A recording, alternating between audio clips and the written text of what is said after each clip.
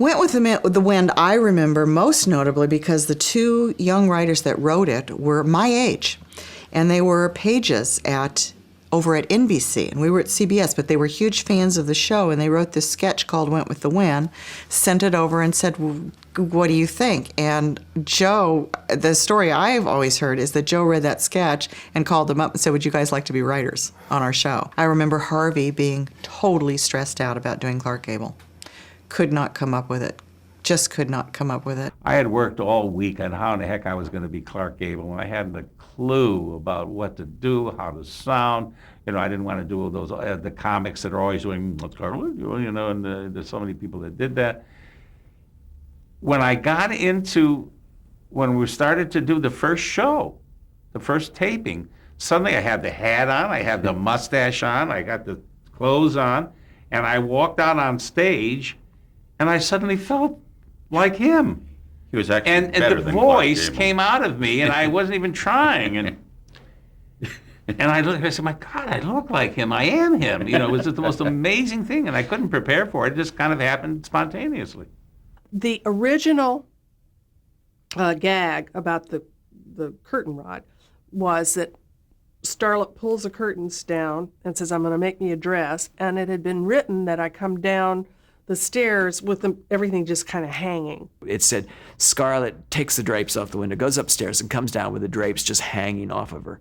Well, that wasn't very funny. I mean, that was kind of like, so what does that mean? That, you know, that's not funny. And I was trying to think, well, maybe I should make it really into a dress. And I thought, well, no, that isn't funny either. We've seen that. We saw that in the real movie, Gone with the Wind. And so actually on Thursday, I called the art director and I said, can you get me a curtain rod and some of that velvet? I want the real curtain rod like you're going to use. And I just made it on a mannequin. But I went into the costumes that day, and Bob says, I have an idea.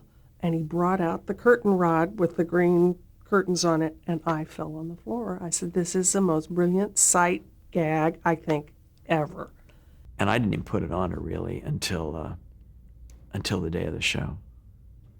And it was so heavy, and she was way up on top of this staircase, and her dresser was this little 5-foot woman, little tiny woman, and they had these terrible steep getaway stairs in the back of the set.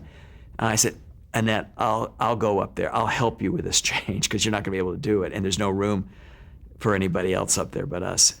And because there was just a little space for her to go off and then come back. We had to do the change live while Harvey and Vicky were doing a little scene. She went up the stairs, we put it on her, got her ready, and then she walked down the stairs. Nobody could talk. I mean, it was half hour. It was at least a half hour. I mean, they edited, because it wasn't shot live, it was shot live to tape. I know they edited a little bit of that because it was just half hour of laughter.